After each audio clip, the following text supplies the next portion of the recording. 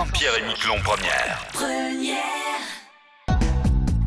Oui, presque 10h30 sur les ondes de Saint-Pierre-et-Miquelon Première et vous l'entendez à l'indicatif, c'est le moment de notre entretien du jour. Nous n'avons pas un, mais 4 invités en studio aujourd'hui. Je vous le disais tout à l'heure, on va s'intéresser à cette pièce qui est jouée en ce moment même du côté du centre culturel et sportif, la pièce Toc Toc. Et nous avons en studio aujourd'hui plusieurs comédiens de cette pièce, Anne-Marie, Sylvie, Sylvain et notre très cher Philippe de l'autre côté. Tout seul. Tout seul. Comment allez-vous ? Très bien. Moi, je peux parler la première. Ah oui, bien sûr.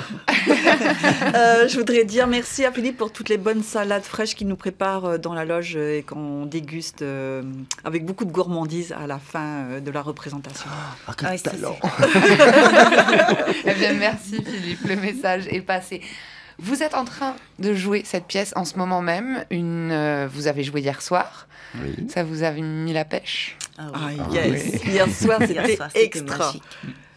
Extraordinaire. Les comédiens extra, le public extraordinaire. Comme à chaque fois. Le public est toujours là pour nous d'ailleurs. Alors il reste plusieurs représentations à cette pièce. On va parler un peu plus en détail de la pièce tout à l'heure, mais on va essayer de planter un peu le décor pour les auditeurs. Il reste 2 représentations. Oui. Ce vendredi et ce samedi. C'est ça. Est-ce qu'il reste des places pour les 2 ? Quelques places, oui. Pour le vendredi et le samedi, oui. Donc il faudra venir aujourd'hui à 17h, 19h demain. Et puis le jour de représentation. On peut en acheter... À mon avis, il y a des places, on peut en acheter juste avant la représentation, je crois. C'est ça. C'est ça. Donc sinon, elles sont en vente donc aujourd'hui et demain entre 17h et 19h. Voilà, c'est ça au centre, dans le hall du centre culturel. Et puis, il ne faut pas oublier d'indiquer que la pièce commence à 20h30. Voilà, ouverture des portes donc à 20h. À 20h. Oui. Donc on connaît tout pour les détails donc de la venue pour pouvoir assister à ces 2 dernières représentations. Vous en avez déjà joué plusieurs. Comment est-ce qu'on se sent avant, après, pendant une représentation ? Alors, par exemple, on peut parler de celle d'hier soir, parce qu'à mon sens, et tout le monde est d'accord pour dire que c'était pour l'instant la meilleure, celle de vendredi, samedi dernier, elles étaient très bonnes aussi. Mais hier soir, il s'est passé quelque chose, et ça, c'est la magie du théâtre. On ne peut pas expliquer pourquoi, mais si, on peut expliquer parce que, voilà, on se rôde au fur et à mesure. Là, c'est la 3e soirée, la 4e, c'est en cantate générale. On était beaucoup plus en cohérence, on s'écoutait beaucoup plus, et on sentait entre nous qu'on avait vraiment le plaisir de jouer, on était encore plus généreux. Et du coup, c'était très rythmé, très tonique. Enfin, moi, j'ai adoré la soirée d'hier soir. Franchement, c'était super. C'était merveilleux. Alors vous avez après, l'air épanoui, là. On se prépare comme on peut. Chacun on est tous son stressés, toc. je crois. Chacun son toc. Oui, aussi. Tous stressés à notre façon. Et puis, on a tous nos petits rituels qui sont toujours les mêmes, d'ailleurs, depuis des années et des années. Mais voilà, on est toujours Certains se replient, d'autres ont besoin de boire une goutte de vin, d'autres de parler, d'autres de courir, de s'échauffer. C'est chacun son truc. L'important, c'est de se concentrer suffisamment pour embarquer, sur le plateau. Est-ce que c'est difficile ? Après, je pense que quand on est comédien depuis plusieurs années, on arrive à s'en sortir. Mais est-ce que c'est difficile de quitter son propre personnage pour rentrer dans un personnage en quelques secondes comme ça ? Non, parce qu'en fait, je vais parler pour moi.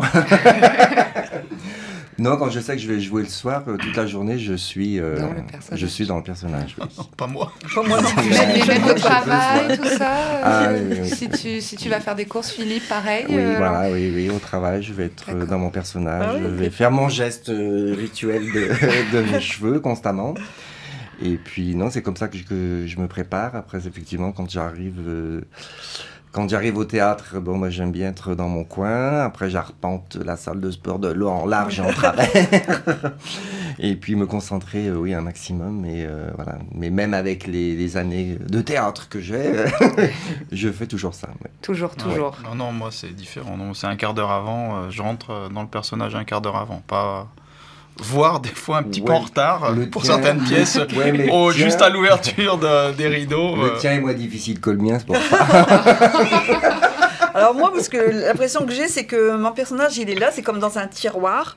Le tiroir, je le ferme dans la journée, et puis à un moment donné, je vais ouvrir mon tiroir, puis hop, il sort, et Et voilà, c'est comme s'il m'habillait. Donc voilà, on arrive pour certains à faire la part des choses. Chacun. Et toi, Sylvie, finalement moi, c'est différent. Je stresse vraiment beaucoup avant d'entrer sur scène. Mais une fois que je suis entrée sur scène, ben voilà quoi, je deviens blanche quoi. En même temps, des fois, tu oublies de rentrer. Oui, c'est pas faux. Ou alors on m'oublie. Aussi. Alors ça veut dire que finalement, lors de représentation, parfois il y a des petites erreurs, mais on en parlait tout à l'heure avec Sylvie. Vous êtes les seuls à le savoir. Oui. C'est-à-dire que le public ne connaît pas le texte, ne connaît pas la pièce, donc le tout est d'arriver à improviser finalement dans ces cas-là. Est-ce que ça arrive souvent? Est-ce que c'est difficile? Est-ce que... De retomber sur ses pieds, c'est l'essentiel, et puis de retomber sur ses pieds, parce que justement, c'est là qu'il faut beaucoup s'écouter, parce que dans cette pièce, justement, elle s'appelle Toc Toc, mais c'est du tac au tac, parce que les répliques sont très courtes, et ça fuse beaucoup, c'est très très tonique, très rythmé, et donc si je loupe par exemple une réplique, et derrière moi c'est Sylvain, et il faut qu'il arrive à se retrouver, donc bien sûr qu'on ne fait pas exprès, et des fois on est un peu gêné pour l'autre, on espère qu'on ne l'a pas perturbé, mais c'est ça, c'est aussi l'aisance sur scène qui vient, à force des répétitions, la maturité aussi, quand on a de l'expérience. Il y a beaucoup de choses, mais je pense qu'il faut être très concentré, très à l'écoute. La concentration, c'est très important. L'importance du groupe aussi, parce que chacun connaît comment fonctionne l'autre. Donc parce que même si on ne se tient pas par la main, c'est un peu comme si tu veux, voilà une image, c'est comme si on se tenait par la main, quoi, en fait. On se connaît déjà depuis longtemps, c'est pour ça aussi qu'on apprécie de jouer ensemble, parce qu'on se connaît, on sait quelles sont les réactions des autres. Après, en plus de cela, il y a toujours des faits de scène, on va dire, une bouteille qui tombe, bon, pas là, mais un Monopoly qui se déplie pas, par exemple. Voilà, il y a toujours des petits faits de scène sur lesquels il faut rebondir. Il faut jouer avec. Et comme on se connaît, on sait aussi comment les gens vont réagir. C'est ça qui est très intéressant, et je pense qu'on fait passer la même chose au public, parce qu'on nous dit souvent qu'on sent une cohésion de groupe, et qu'on sent que la joie de jouer ensemble et le dynamisme qu'on peut avoir, on le fait partager. Mais ça vient de... Parce que vous jouez tous ensemble depuis très longtemps, ou certains viennent d'arriver dans la troupe? Comment est-ce que... On a tous déjà joué. Quelle est votre histoire? Je crois, mais le dernier arrivé, c'est Anthony qui a déjà joué avec nous, mais c'est avec nous à la Cage aux Folles, et puis une petite pièce, le Dieu du Carnage, mais c'est le dernier arrivé. Sinon, on joue depuis... D'ailleurs, un petit coup de chapeau à Anthony, parce qu'il est plutôt novice, il a moins d'expérience que la plupart d'entre nous, et puis c'est lui qui tient quand même aussi la pièce pendant 1h45, et voilà. Donc, il a un sacré rôle, même si on est tous sur scène, à partir du moment où on rentre, on reste tous sur scène, à part Blanche qui fait des petites sorties, mais c'est très... tu rentres assez rapidement. Et donc, on est tous là tout le temps. Et Sylvain est obligé d'insister. C'est ça qui est intéressant aussi, c'est qu'en fait, il faudrait presque la voir 2 fois, cette pièce. Parce que, comme chacun a un toc, parce que c'est ça, je pense que maintenant, les auditeurs savent que ça consiste en ça, cette pièce, ils sont 6 patients dans une salle d'attente qui attendent le psychothérapeute qui n'arrive pas. Et chacun a son toc, donc il se passe toujours quelque chose. Donc je ne sais pas si le public arrive à tout voir, et il se passe toujours quelque chose sur quelqu'un tout le temps. Ouais, donc l'idée c'est de pouvoir avoir les yeux partout, ce qui est effectivement pas évident, donc pouvoir aller la voir plusieurs fois. Les yeux grand angle. Combien de temps vous avez travaillé sur cette pièce avant de pouvoir la présenter au public? Parce que ça aussi, j'imagine que ça doit avoir son importance dans l'effet de cohésion et de groupe. Là, c'est un petit peu plus compliqué quand même. Parce que... depuis octobre, on travaille dessus, et à raison d'1 fois par semaine. Ensuite, ça s'accélère de répétitions par semaine. Puis après, c'est tous les jours. Puis voilà. Et là-dessus, on peut dire un grand coup de chapeau à Marielle, parce que c'est sa première mise en scène. Exactement. Et voilà, il a fallu gérer. Elle nous a géré, parce que on a chacun nos personnalités, chacun notre emploi du temps. Et puis, certains d'entre nous ont dû partir pour des vacances ou pour des missions, et puis elle nous a gérés tous, et puis si on arrive là, c'est aussi parce que c'est le gros travail qu'elle a mené en amont et derrière. Et toute la logistique, s'occuper de beaucoup de choses. Mais en tout cas, on tire un coup de chapeau à Marielle. Donc, vous le disiez, c'est sa première en tant que metteur en scène, metteuse en scène, metteur en scène. Comme on veut. Comme on veut, on peut dire. Est-ce qu'elle appréhendait un peu En tout cas, elle l'a pas laissé paraître. Non, beaucoup de sang-froid. Pas vraiment beaucoup de sang-froid. Ouais. Marielle, elle stresse pas, elle stresse juste la dernière seconde. Je pense qu'elle stresse, mais elle montre pas. Là, elle stresse. Mais elle stresse pour nous, par contre. Alors là, je dévoile rien, mais si je dévoile, tant pis. Elle stresse pour nous quand elle est à la console parce qu'elle connaît le texte par cœur, elle sait où il y a les accros, et à chaque fois, elle se demande comment on va s'en sortir. Pour retomber sur vos pieds. Mais oui, parce que comme le disait Anne-Marie, si c'est des répliques courtes les unes aux autres, j'imagine qu'il y a aussi une suite logique. Quand on en loupe une, ça peut effectivement très rapidement poser problème. Des fois, on en saute 4. Ouais. Le tout est de bien rentrer dans son personnage. Je vous propose une petite pause musicale tout de suite. On se retrouve juste après parce qu'on va s'intéresser à l'origine de cette pièce. C'est pas toujours, je pense, évident de jouer une pièce qui est connue comme celle-ci, finalement. Saint-Pierre et Miquelon première. Et nous revoilà dans notre studio en compagnie de nos nombreux invités ce matin. Avec nous Anne-Marie, Sylvie, Sylvain et Philippe. On parle ensemble de cette pièce qui se joue actuellement du côté du centre culturel, la pièce Toc Toc. Il reste 2 représentations ce vendredi et ce samedi.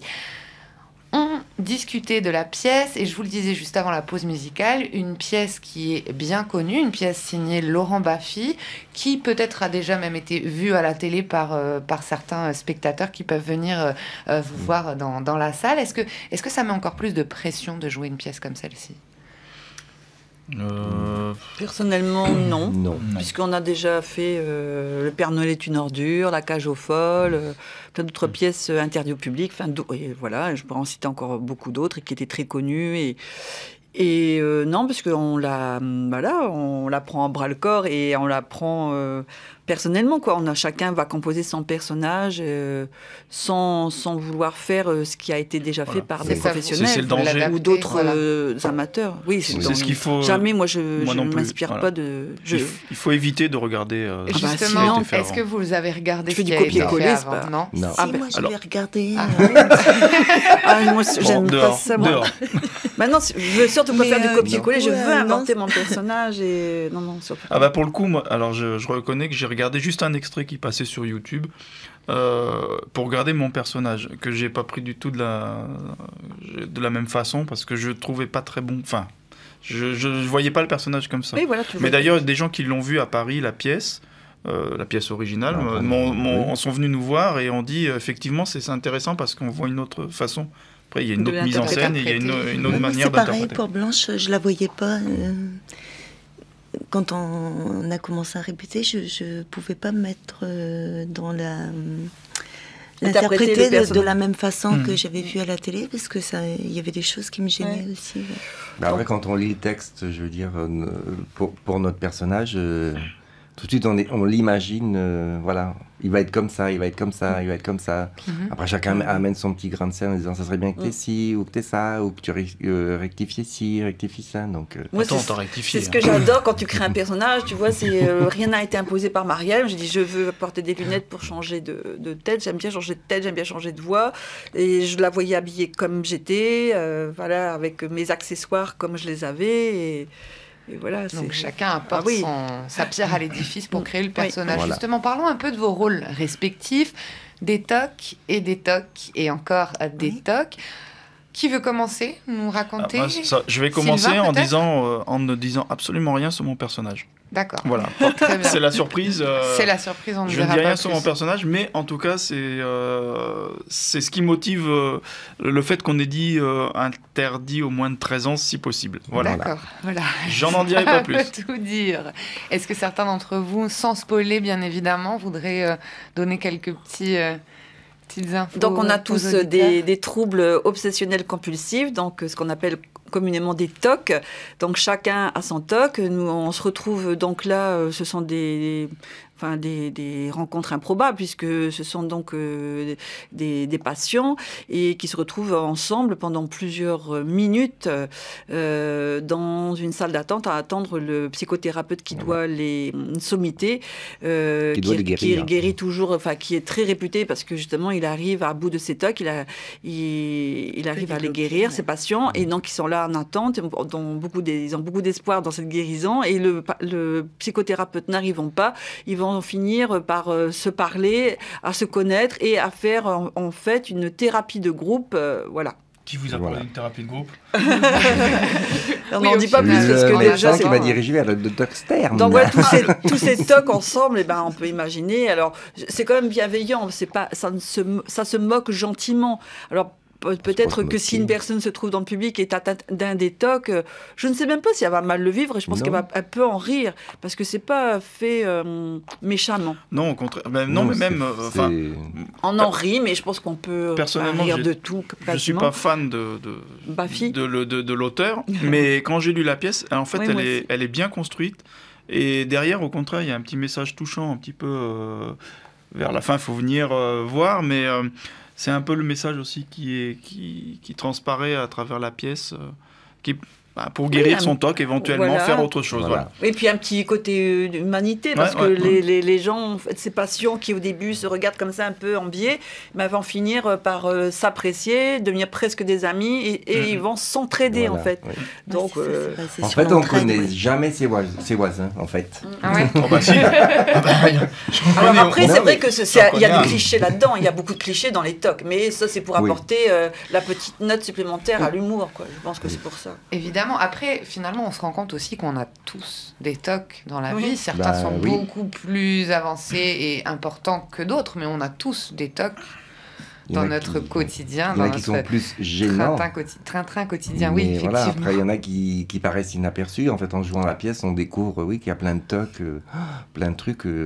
Parce que tous les TOC qui sont décrits dans la pièce existent pour de vrai. Mais est-ce que vous êtes découvert des TOC dans votre vie en préparant cette pièce? Ce que je disais tout à l'heure, à la limite, notre façon de nous préparer avant d'entrer en scène, c'est presque un TOC, parce qu'on a, franchement, on a les mêmes rituels depuis des années, quoi. C'est des TOC, oui. C'est des TOC. Après, pour que les gens aient envie de venir, je sais que, ce qu'on peut dire aussi, parce qu'il reste quelques places encore pour vendredi, samedi, donc il ne faut pas tarder pour les prendre, les acheter aujourd'hui et demain, de 17h à 19h au centre, c'est qu'il y a certaines personnes qui nous ont dit qu'elles avaient pleuré de rire, et encore ce matin, d'autres personnes m'ont dit, moi je me retenais, parce que si j'avais ri comme j'avais envie de rire, je pense que ça aurait été déplacé. Alors que non, lâchez-vous. Lâchez-vous. Non, on se lâche sur scène. Et bien, si nos auditeurs vous écoutent et qu'il y a donc des personnes du public qui nous écoutent ce matin, je pense que ça promet de belles représentations. Ça peut être justement pour le public une thérapie de rire par le rire. Voilà. Effectivement. Il faut rire un quart d'heure par jour pour être bien, je crois, voire plus. Au minimum. Donc là, vous venez pendant 1 heure, vous riez. Plus d'une heure. Plus d'une heure, oui. Donc ça fait pas mal de jours de bonheur en perspective. Comment est-ce que ça se passe pour se préparer quand on doit justement interpréter un personnage qui a des TOC et ne pas le rendre justement trop cliché et trop dans le jeu, pas trop surjoué? Comment est-ce que ça a été difficile? Moi, j'ai regardé ce que c'était comme TOC, en fait, parce que, sans le dire, mais sans dire ce que c'est, mais parce que j'avais une idée un peu préconçue, un peu cliché, justement, et je voulais pas que ça tombe dans le cliché. Alors, j'ai regardé, et ce qui m'a permis de faire d'autres choses, parce que j'avais vraiment l'idée d'un cliché, je n'en dis pas plus, mais finalement, ça m'a permis d'étayer un peu le jeu au-delà du TOC dont tout le monde, quand je le dirai sur scène, les gens vont dire « Ah bah oui ». Voilà, il y a d'autres choses. Moi, j'ai regardé, je me suis renseigné, j'ai regardé des émissions sur Internet sur le sujet, pour savoir un peu ce que c'était vraiment que ce TOC-là. Ce qui est assez incroyable avec Sylvain, c'est que justement des gens qui étaient dans le public m'ont dit « Mais on sait ce qu'il va faire ».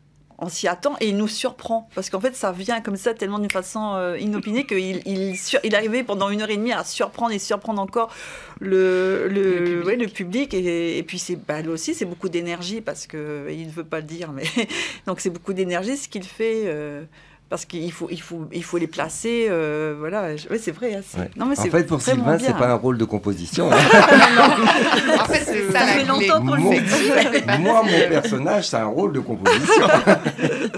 On m'a beaucoup aidé pour me transformer. Une dernière question, en tout cas une question de nos auditeurs qui nous ont appelés tout à l'heure en studio. Est-ce que la troupe a prévu se déplacer éventuellement du côté de Miquelon? Alors, pour le moment, on en a parlé, mais bon, comme on approche aussi des vacances et puis qu'il y a plein de choses, donc pour le moment, c'est un stand-by. Okay. Mais à la rentrée, il faut qu'on voit si on va ou si on va pas, parce que c'est vrai qu'à chaque fois, Miquelon, quand il fait une pièce, vient à Saint-Pierre.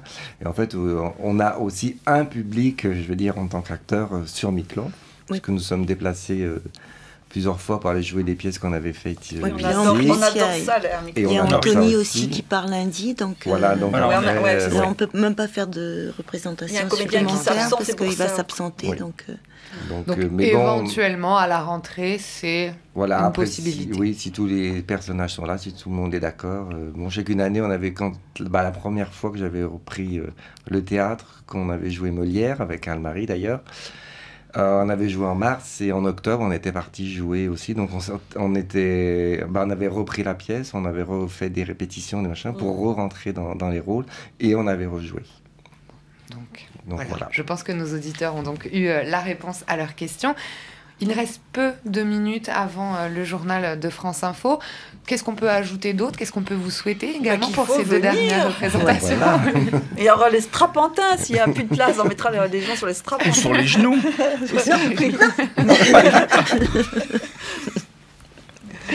Donc, si les gens veulent venir se détendre, voilà. Il faut rire et passer un bon moment. Voilà. Donc vendredi et samedi, on le répète. Donc le début de la pièce est bien à 20h30. 20h30. Ouverture des portes à dès 20h.